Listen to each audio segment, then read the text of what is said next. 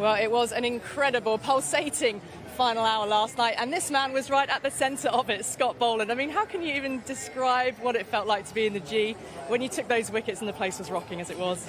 Oh, yeah, it was definitely pumping. It's probably the most electrifying I've ever seen the crowd here at the G. Definitely a red ball game for me, but even some of the guys last night said it was the loudest crowd they've heard here at the G for quite a few years. Talk us through the wickets that you took. Yeah, I was just I knew I was only going to get 1 or 2 overs towards the end there, so I just tried to bowl as many good balls as I could and try and make the England batters play. And I was lucky enough to get the edge from Hamid and then knocked the stumps over of Leach there.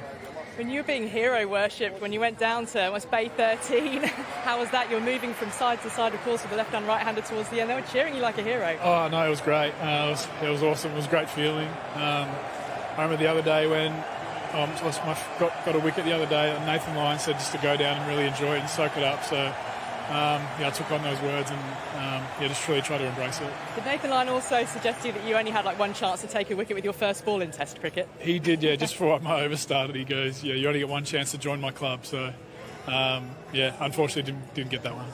And when you came out to bowl and you knew you weren't going to get much of an opportunity late in the day, but how much heart do you take from the way when you see Stark and Cummins open with the ball in the way they did?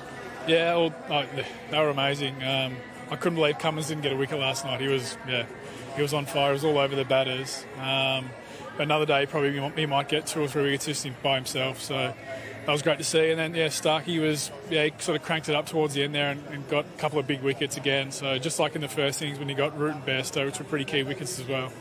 Give us a sense of whether this has been quite a whirlwind few days for you. When did you know that you were going to be playing in this Test match? So I spoke to Tony Dodemaide, one of the selectors, on Christmas Eve at about maybe 5:30 in the afternoon, and so he just let me know that I was in the team, and so I've been pretty happy since then, and told my family and some of my friends, and my phone hasn't stopped going since then, so it's been awesome. Had you felt close to selection?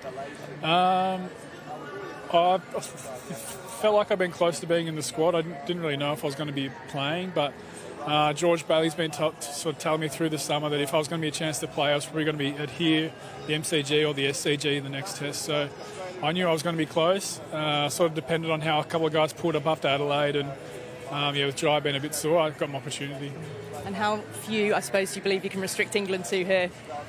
I don't know. I think they'll fight back like they did in Adelaide on that last day. They fought pretty hard there, so I assume I expect them to come out again and fight really hard and try and make it as hard for us to get their wickets, and then once they get a lead, to try and build on a lead and make us, I think even a chase of 150, 200 would be pretty hard on this wicket.